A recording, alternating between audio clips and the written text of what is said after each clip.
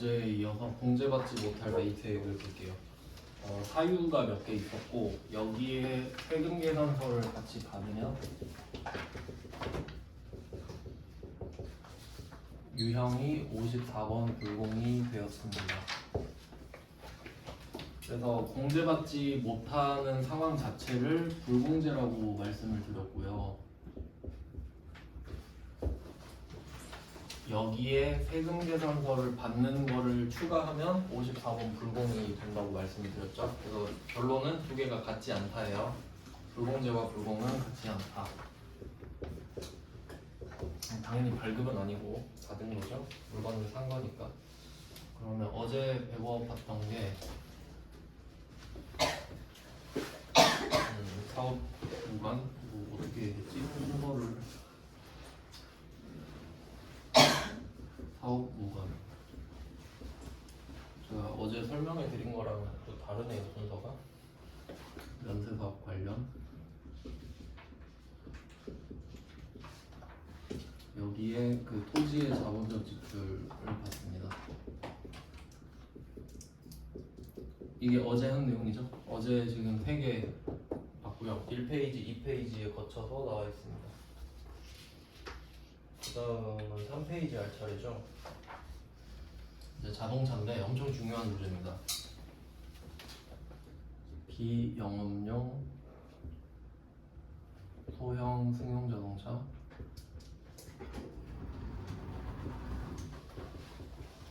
구입, 유지, 임차 관련된 거는 다 안 돼요. 그럼 두 개를 따로따로 봐야 되거든요. 첫 번째가 비영업용이고 두 번째가 소형 승용 자동차예요. 그러면 앞에 비영업용이라는 말이 붙으면은 이게 영업용이 있고 비영업용이 있다는 소리잖아요. 그러면 일단은 영업용이 뭔지를 알아요. 그래야 비영업용이 뭔지를 알죠. 그러니까 항상 기준은 영업, 그게 아닌 비영업이니까. 제가 영업용은 예시를 제가 적어드릴게요. 이거 진짜 되게 중요한 거거든요. 영업용 자동차.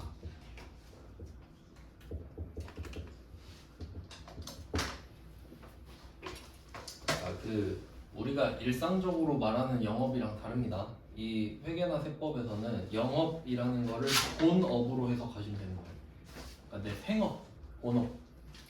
그래서 저는 여기서 강의를 하는 게 저의 영업이라고 말씀을 드렸죠. 근데 이걸로 못 먹고 살겠다 해서 주말에 노가다 알바를 뛰면 그건 비영업이고 그 정도로 구분하시는 거예요. 그러니까 우리가 알고 있는 영업과는 전혀 상관이 없습니다. 맞죠? 그러면 영업용 자동차는 뭐냐면 이 자동차가 없으면 돈을 못 벌어야 돼요. 차가 없으면 돈을 못 벌잖아요. 그러면 그 차는 영업용 자동차예요. 그럼 한번 생각해봐요. 무슨 차가 있는지. 택시. 자, 택시, 개인 택시가 택시 없으면 돈 못 벌죠. 그럼 그런 택시 같은 차를 영업용 자동차라고 하는 거예요. 버스는 어때요? 맞죠? 화물차는? 화물차도 한 건당 얼마씩 이렇게 받고 하는 거죠. 왔다 갔다 날라주고 화물차 없으면 돈 못 벌죠. 그런 것들. 그러면 그 중고차 매매업은? 차 없으면 돈 못 벌죠? 렌터카 회사는? 맞죠? 그리고 그 경비업체 있죠. 주황색 등 달고 다니는 차. 주황색 등. 그것도 차 없으면 영업 못하고 그 다음에 운전면허 학원에 노란 차. 없으면 안 되겠죠. 그런 것들이에요. 근데 그걸 다 외울 건가요? 그냥 어떻게 생각하면 돼요? 없으면 돈 못 번다. 그러면 영업용 자동차다. 됐죠? 그러니까 업종 자체로 결정되는 거 아시겠죠? 그래서 저는 이렇게 이해를 했으면 좋겠어요. 그러면 우리는 제조업이거든요. 제조업. 그러면 삼성전자가 자동차가 없으면 돈을 못 버나요? 그건 아니죠. 불편하겠지. 그러면 걔는 영업용 자동차가 아닌 거죠. 이해되셨나요? 그럼 우리가 업종이 제조업이잖아요. 제조업이죠? 그럼 우리가 갖고 있는 차는 뭐라고 불러요? 그냥 비영업용이지. 맞죠? 그러니까 우리는 이미 하나는 끝났어요. 우린 비영업용이에요. 이렇게 되는 겁니다. 그래서 업종 자체로 구분이 돼요. 그러면 이렇게 한번 생각을 해봅시다. 우리가 삼성전자인데 제조부가 있고 영업부가 있을 거 아니에요. 부서 이름이 제조부, 영업부. 근데 영업부라는 부서에서 차를 산 거야. 그럼 영업용 자동차인가요? 아니라고 했죠? 우린 업종이 제조업이잖아요. 그런 말장난에 속으면 안 되죠. 그럼 모든 회사 부서를 다 영업부로 바꾸고 영업용 자동차로 바꾸면 되죠. 이해되셨죠? 그러니까 우리는 우리 회사 안에 있는 차는 뭐다? 다 비영업용 차죠. 영업부 차, 업무용 차 다 필요 없고 우리 회사 안에 있는 차는 다 비영업용 차예요. 그러니까 얘는 따질 필요가 없지. 얘는 무조건 통과니까. 근데 얘는 통과. 됐죠? 이제 소형 승용 자동차를 볼 건데 일단 이렇게만 적혀 있지만 디테일이 있어요. 차는 이제 급이라는 게 있잖아요. 차급. 보통 배기량으로 차급을 따지죠. 보통. 요새는 뭐 별로 의미도 없지만 터보 때문에. 그러면 이거랑 인승 두 개를 보거든요. 배기량이랑 인승.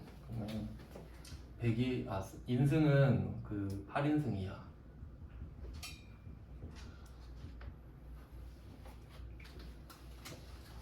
여러분 주변에 있는 차들 있죠. 그러니까 내가 출퇴근을 할 때 타는 차 또는 뭐 회사 업무용 차 보면은 보통 4, 5인승이죠. 1열 2명, 2열 3명 또는 2명. 거의 8인승이야죠. 그러니까 인승으로 치면 거의 모든 차가 해당되는 거지. 거의. 심지어 6인승도 승합차라고 할 수는 있는데 여기서는 에이 그래봤자 승용차 아니냐 이렇게 보는 거죠. 그 다음에 배기량은 1000cc 초과입니다.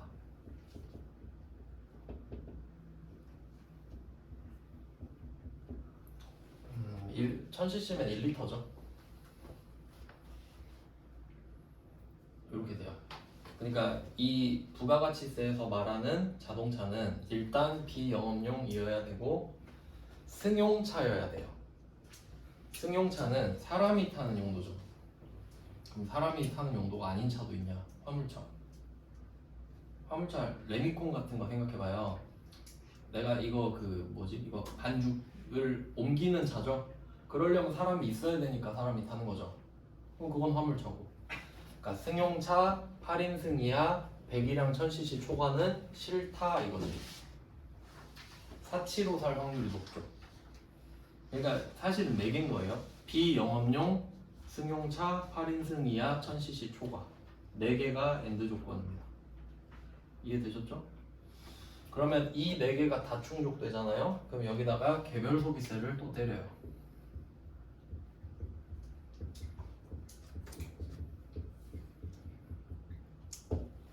개별 소비세는 개별적으로 때리는 세금이거든요. 사치품에 주로 붙어요.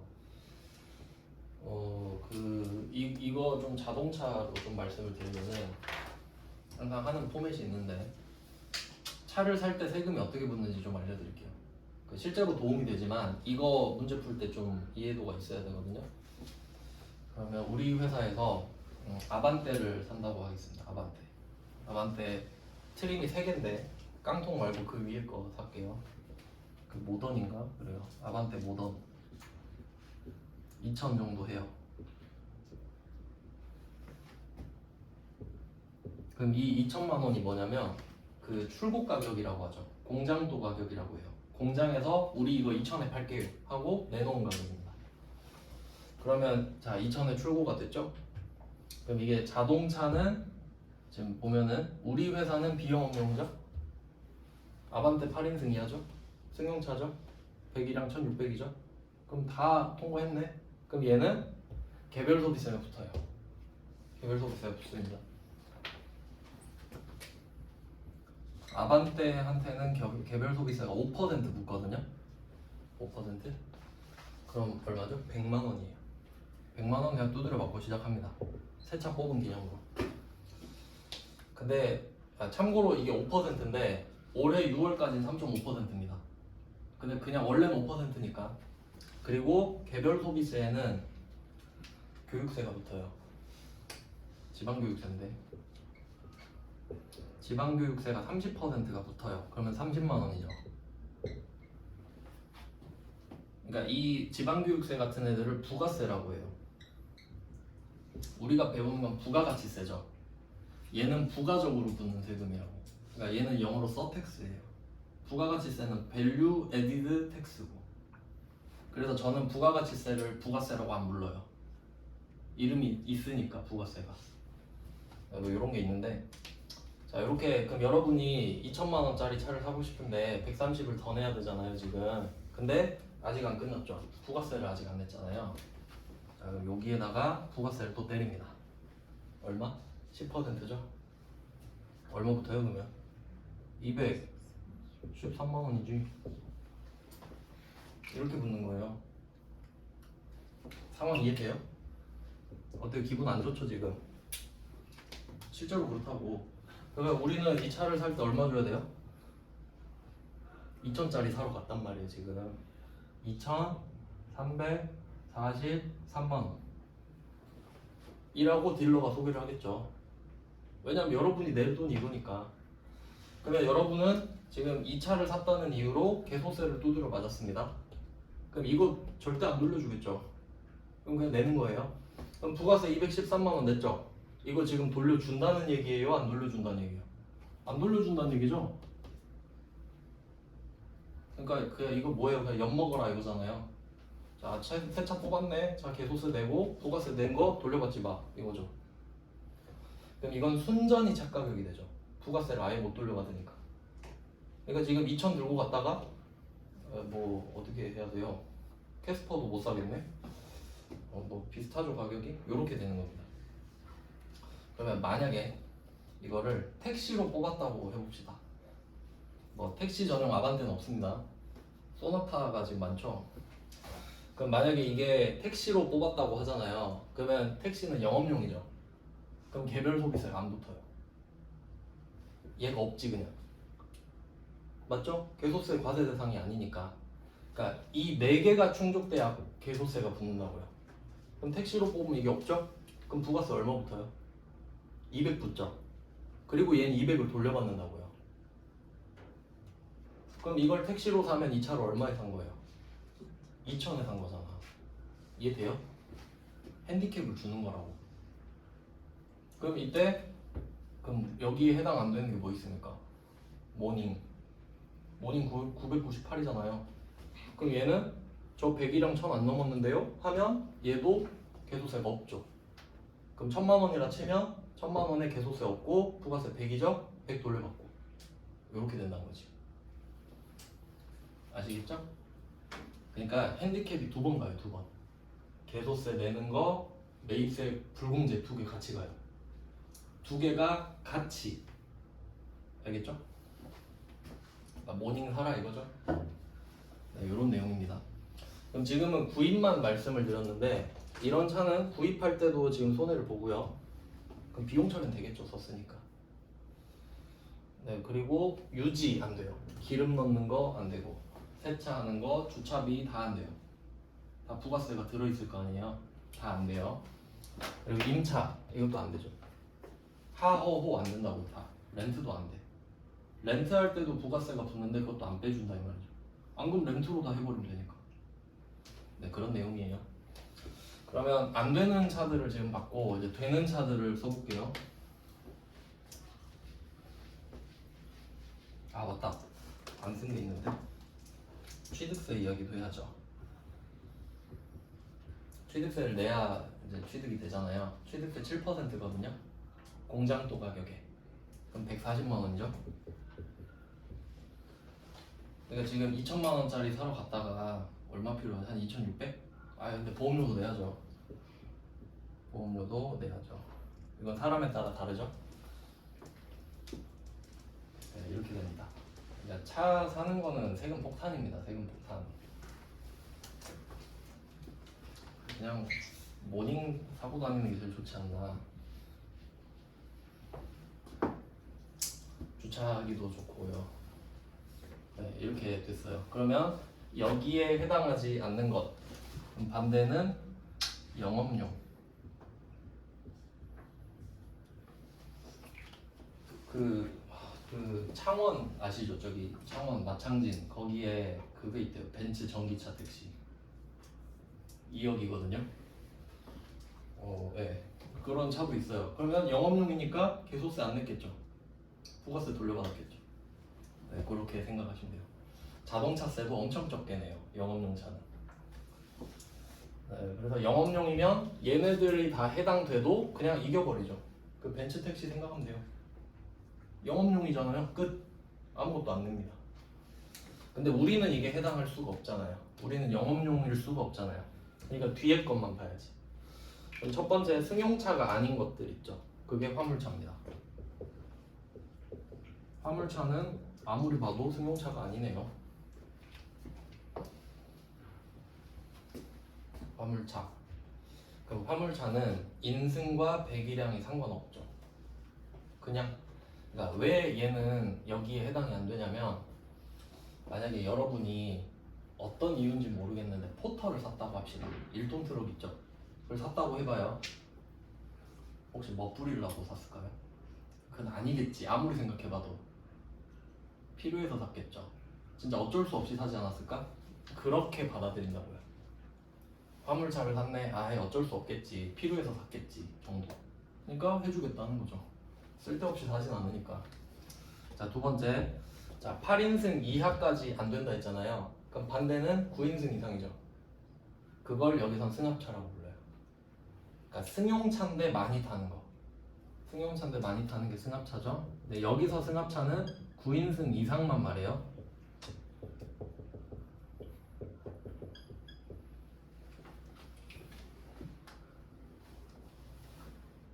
그리고 그 이슈가 있지 않나요? 이게 9인승 이상이었나? 그 9인승 이상 차에 5명 이상 타면 그 버스 전용도로 탈 수 있고 뭐 그런 거 있죠. 그 다음에 3번 마지막 배기량 1000cc 초과가 안 되니까 1000cc 이하는 되는 거죠. 그걸 보통 경차라고 하고,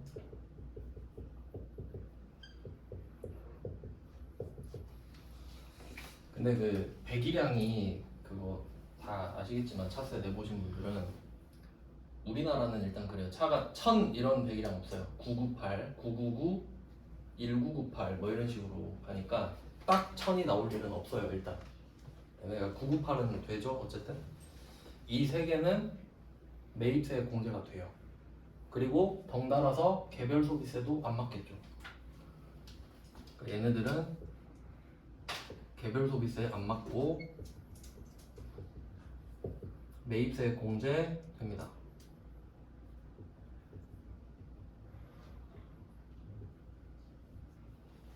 네, 이렇게 돼요. 그러면 이 내용을 보면은 지금 자동차로 문제 내기가 엄청 좋겠죠. 부가세를 못 돌려받든 부가세를 돌려받든 문제 내기가 좋죠. 그러니까 자동차는 무조건 한 문제 정도 나온다고 생각하시면 돼요. 네, 이렇게 일단 정리를 했고 문제를 풀 수 있나 한번 볼까요? 3페이지.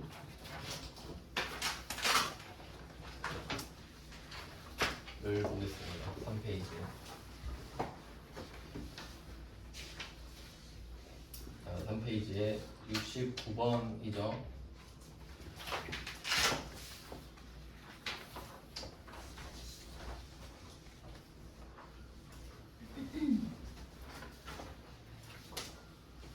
임원용 승용차 3800cc를 샀습니다. 일단 여기서 딱 봐야 되는 건 승용차죠. 승용차랑 3800cc 이겁니다. 근데 인승을 말을 안 해줬잖아요. 그럼 이거 몇 인승으로 생각해야 될까요? 저는 5인승이라고 생각하려고요. 억지일까요? 아니죠. 말 안 하면 그냥 8인승 안 넘죠 보통. 그러면 얘는 말 안 해도 알 수 있어야 됩니다. 뭐 그 제네시스 정도 되지 않겠습니까? 구형 제네시스 3800cc 이런 거. 그러면 4400에 12개월 할부로 샀어요. 그럼 이 부가세 못 돌려받겠죠. 400만 원. 그리고 밑에 취득세 이야기를 하는데 사실 이 취득세는 지금 이야기하는 게 아니죠. 왜냐면 자동차를 산 곳은 중고나라잖아요. 그럼 중고나라한테 4,400을 주는 거고 취득세는 중고나라한테 줍니까? 아니죠. 그러니까 이건 억지인데 뭘 말하고 싶은 거냐면 그 불공으로 유형을 입력하면 원래 금액이 4천만 원이랑 400만 원으로 구분 기재되죠. 왜냐면 이게 돌려받을 수 있다는 뜻으로 구분 기재가 됩니다. 근데 못 돌려받죠. 그러니까 플러스가 돼버리는 거예요. 4천 플러스 400. 그리고 여기다가 460을 또 플러스 해라 이 말인 거죠. 여기 다 착값이 돼버리죠. 부가세를 못 돌려받으니까. 다 비용 처리가 되겠죠. 네, 이렇게 해서 일단 차를 구입해봤고요. 그 다음에 70번 문제에다 중요 표시를 하셔야 됩니다. 70번 문제는 아주 중요한 문제입니다. 이게 101회에 나왔는데 저번 시험이 105회였을 거예요. 엄청 최근에 나온 거죠. 제가 그 전부터 이런 문제가 나올 수도 있다고 말은 했는데 최근에 나왔네요. 100회 넘어가지고. 여기서 보실 거는 수입 전자 세금 계산서죠. 그럼 우리가 불공 배우고 있잖아요. 불공은 공제받지 못할 매입세액 사유에 해당이 되고 세금 계산서를 받으면 되는 거죠. 해당되는지 볼게요. 지금 독일의 와츠 자동차한테 5인승 승용차 3000cc를 샀거든요. 불공제 사유죠. 그리고 뭐 받았어요? 수입 전자 세금 계산서. 이거 세금 계산서일까요? 세금 계산서 맞죠? 세금 계산서라 써 있잖아요. 불공입니다. 근데 이건 수입인데 그래도 세금 계산서잖아요. 그러니까 요거를 문제를 풀려면 진짜 엄청난 이론을 알아야 되는데 일단 수입 나왔으니까 수입을 설명을 드리고 세금 계산서를 설명을 드리고 하겠습니다. 세금 계산서의 종류. 세금 계산서의 종류는 세 가지가 있습니다. 첫 번째 세금 계산서. 자, 두 번째 영세율 세금 계산서. 이것까지 배웠습니다. 세 번째 수입 세금 계산서입니다. 일단 이름에 다 세금 계산서가 들어가요.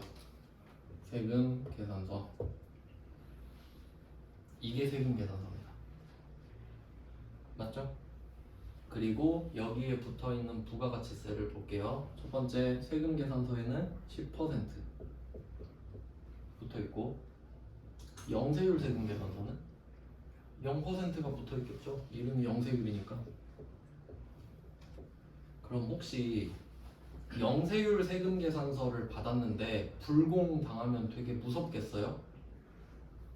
안 무섭겠지. 낸 게 없는데. 그렇죠? 그냥 얘는 의미가 사실 없죠. 얘는 불공이어도 사실 의미가 없어요.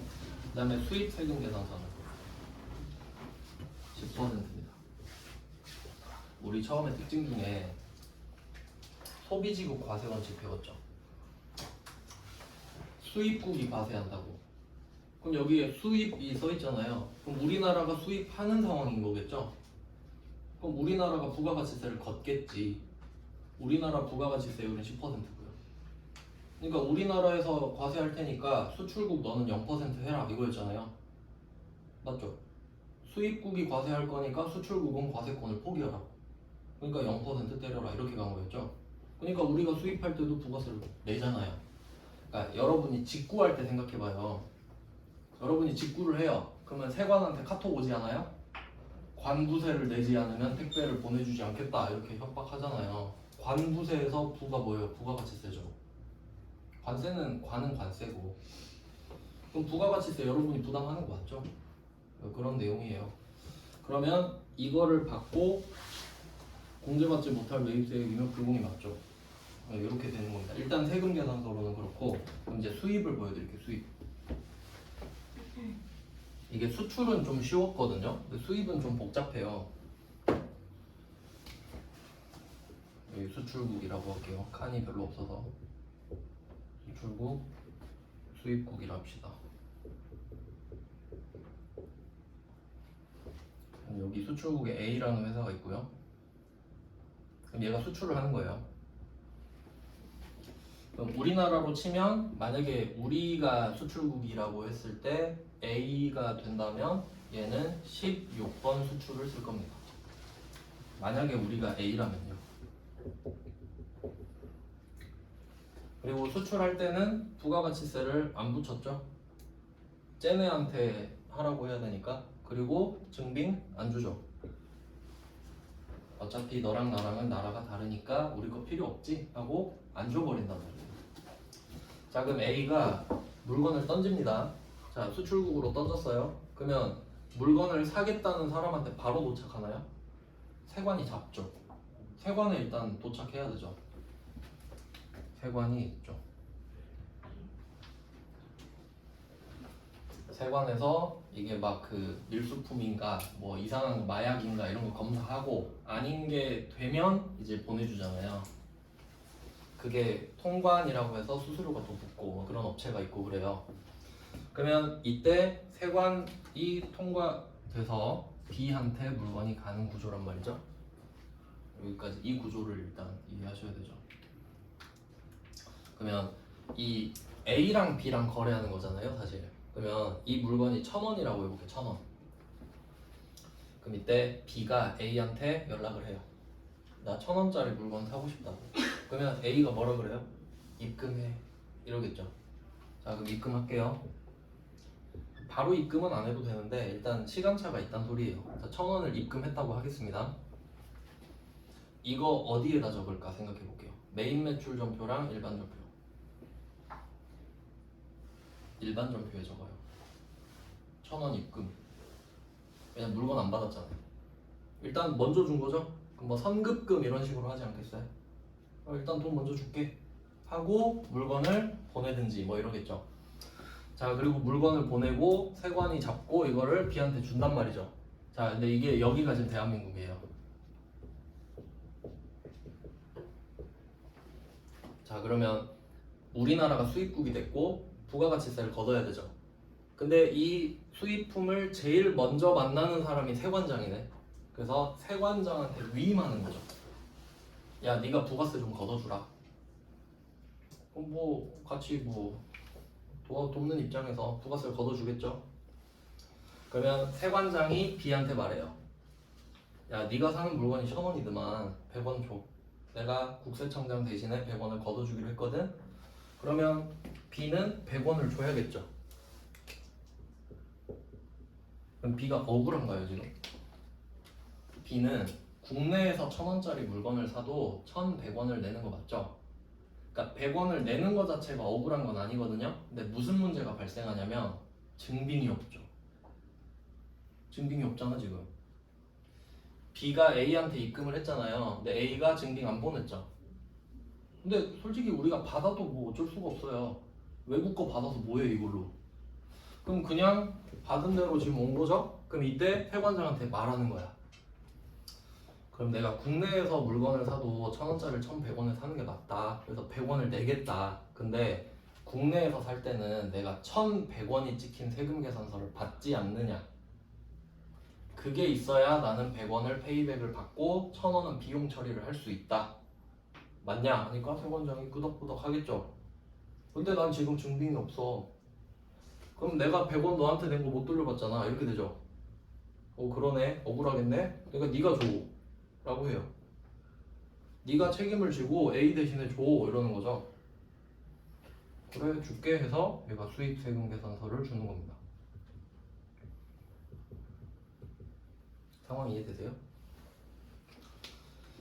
그러면 이때 한 가지 사실을 확인할 수 있는데 수입세금 계산서를 줄 수 있는 사람이 정해져 있겠죠. 세관장. 맞죠? 그럼 여러분이 줄 수 있겠어요? 절대 못 주지. 그러면 반대로 생각해봐요. 우리가 수입세금 계산서를 받았다라는 말을 했다고 할게요. 누가? 그럼 누구한테 받은 거예요? 세관장한테 받았겠지. 이건 뭐 추궁을 할 필요가 없죠. 아, 수입세금 계산서니까 세관장한테 받았겠구나. 끝. 맞죠? 그럼 이때 이 A와 B의 입장을 한번 볼게요. 우리가 A일 수도 있죠. 우리가 A가 되어볼게요. 그럼 물건을 누구한테 판다고 생각하나요? B한테 판다고 생각하죠? 그러면 A의 거래처는 B입니다. 맞죠? 안 이상하죠? 난 B한테 물건 팔아야지 이러잖아요. 자, 그럼 B 입장에서는 누구한테 물건 사요? A한테 사는 거죠? 근데 증빙을 누구한테 받나요? 세관장한테 받잖아요. 그럼 얘 거래처는 세관장이에요. A는 뭐 증빙도 안 줬잖아요. 그럼 의미가 없지. 차라리 세관장이 세금계산서를 줬으니까 세금계산서에 세관장 써 있잖아요. 그럼 얘가 거래처라고 하는 게 낫지. 이해되세요?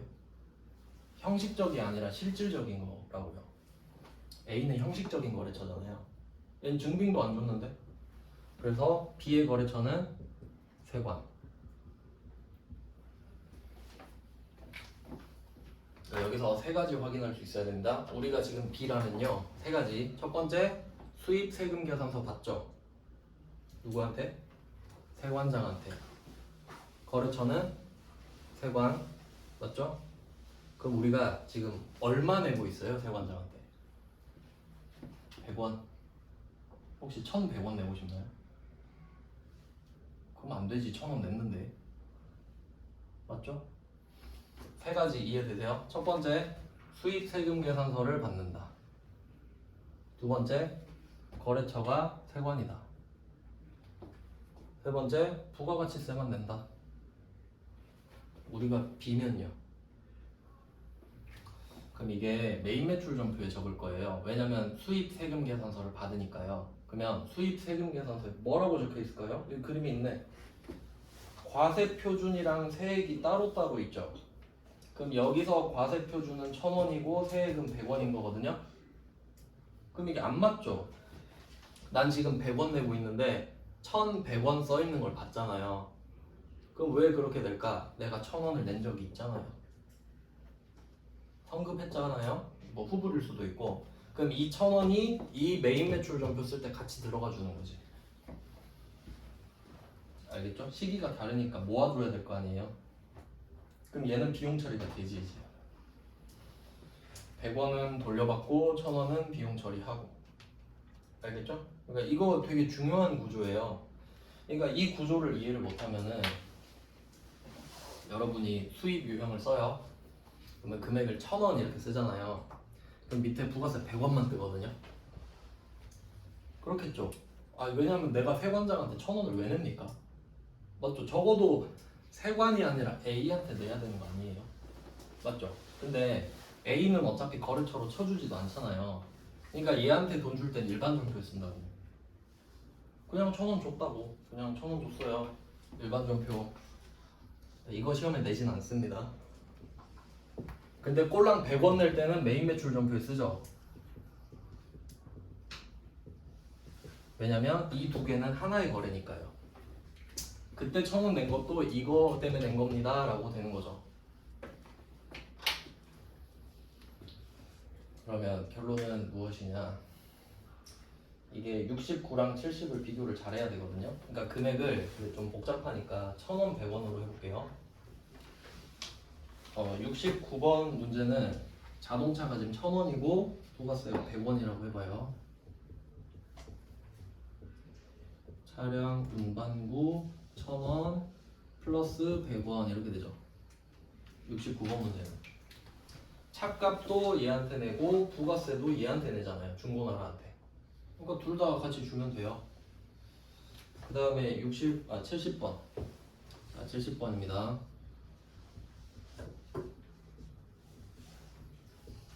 지금 1,000원 내나요? 세관장한테? 안 내죠. 그럼 1,000원을 쓰면 안 되지. 안 내는데. 그럼 100원은 내죠. 근데 그 100원을 돌려받으면 부가세 대급금인데 못 돌려받죠. 그럼 뭐예요?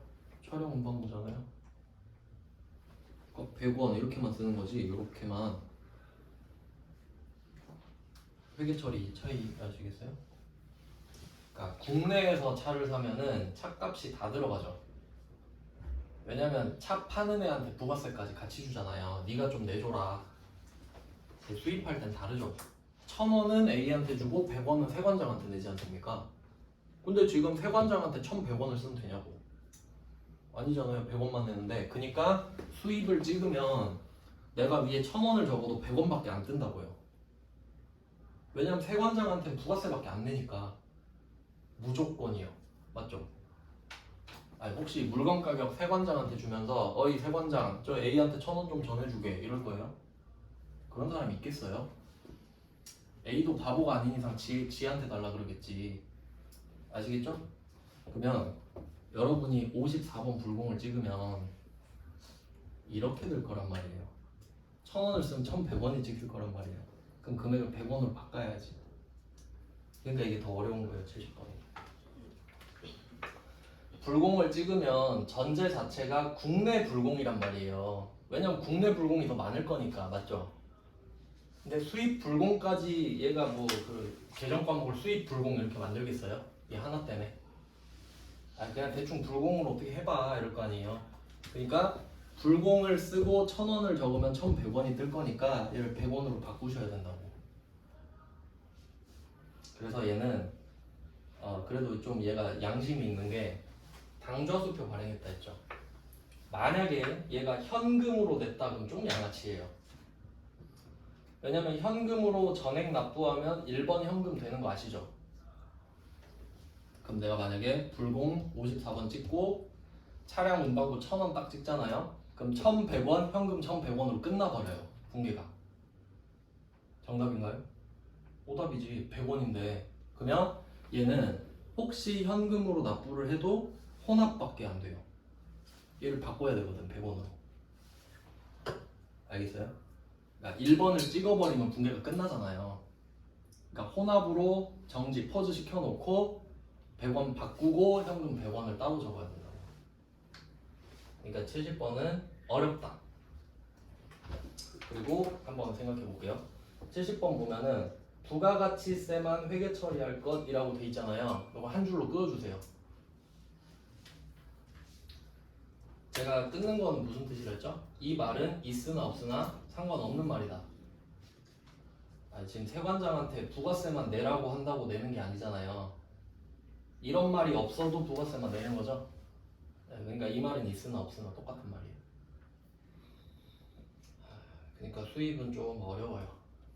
아시겠죠? 그럼 이제 불공이 좀 더 복잡해진 거예요. 그러니까 이건 반대로 말하면 뭐냐면 101회에서 이게 처음 나왔잖아요. 그러면 시험이 지금 100회가 넘었는데 1회부터 100회까지는 국내 불공만 다뤘단 소리야. 그럼 이제 101회부터 해외 불공까지 해라 이 말이죠. 그래서 정리를 잘해야 되겠죠 이제. 제가 옛날부터 이걸 말했는데 문제가 없어서 말하기가 뻘쭘했거든요. 말해놓고 내진 않겠죠 했는데 냈으니까 이제 좀 자세히 정리를 해봅시다. 그러니까 이게 외수 버전이랑 내수 버전으로 나눠야 되는 거지 이제. 내수, 외수. 자, 내수 버전은 원래 하던 겁니다. 그럼 이때 세금 계산서를 받았다는 전제로 갈게요. 세금 계산서 수치. 세금 계산서 수치. 요거를 두 개로 나누는 겁니다. 불공제 사유가 맞냐? 불공제 사유가 아니냐? 이렇게 나누는 거죠.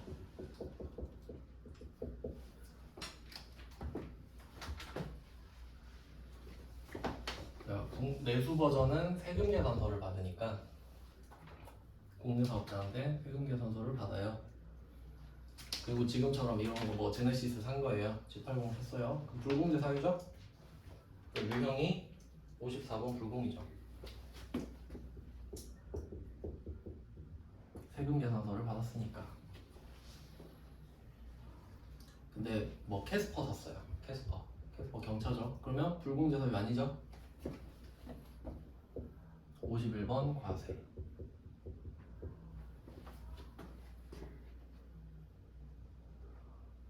됐죠?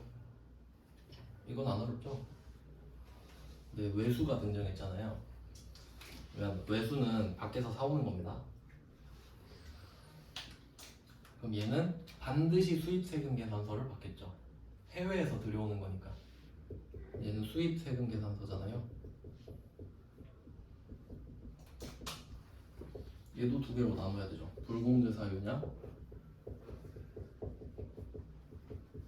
불공제 사유가 아니냐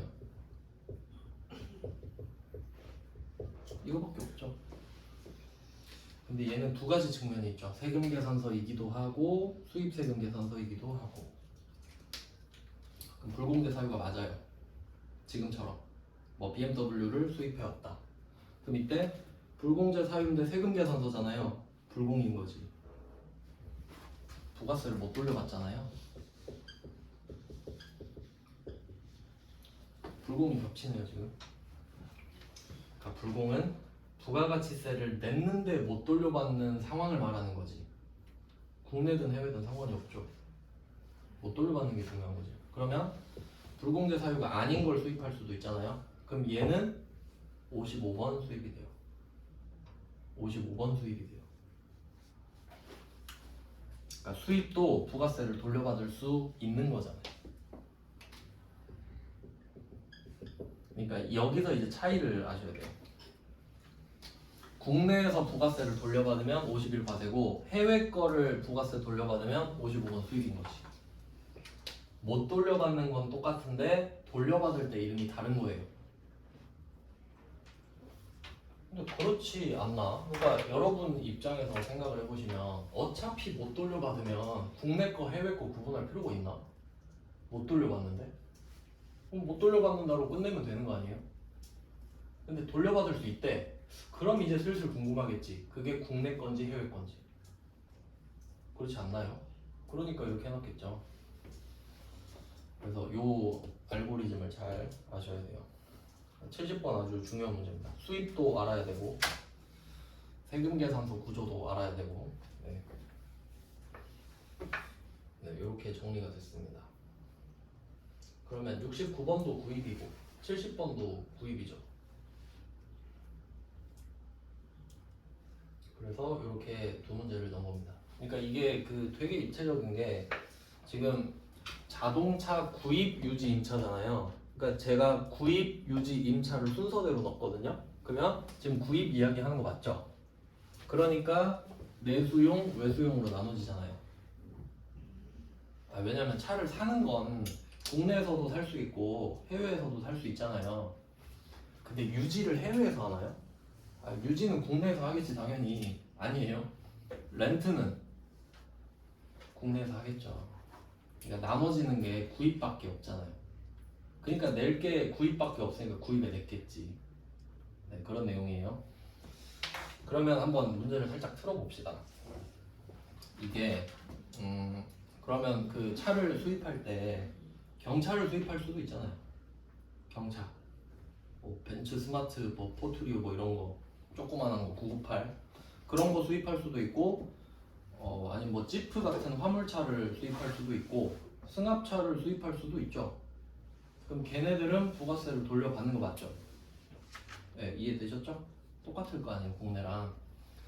그리고 한 가지 더 낸 적이 있는데 그러니까 우리가 지금 이 차를 사는 목적이 타는 용도거든요. 유형 자산 업무용 승용차라고 돼 있죠. 그러니까 69번은 임원용이고 70번은 업무용이잖아요. 그러니까 우리가 쓰겠다 이 말이죠. 근데 만약에 우리가 수입차를 떼다가 파는 회사일 수도 있잖아요. 벤츠, BMW, 아우디 사다가 파는 회사일 수도 있잖아. 그 벤츠 떼다 파는 데가 회사가 세 군데예요. 그러면 그 회사일 수도 있잖아요. 그럼 우리가 그 벤츠를 샀을 때 혹시 타려고 산 거예요 지금? 팔려고 샀죠. 그럼 그걸 상품이라고 부르죠. 그럼 그 상품은 영업용입니다. 맞죠? 나 차 없으면 장사 못해요 이거잖아요. 그러면 그 벤츠가 뭐 S클래스여도 세액공제를 받는 거지. 맞죠? 그러니까 네 가지 상황을 다 비틀 수 있잖아요. 실제로 수입 유형에 그게 있어요. 그러니까 차를 샀는데 막 스펙을 말 안 해줘요. 배기량이랑 인승을 말을 안 해. 근데 그냥 상품이래요. 그럼 그냥 배기량 상관없이 부가세를 돌려받지. 팔 거니까. 네, 그렇게까지 보시면 되고 좀 쉬다가 계속 보겠습니다.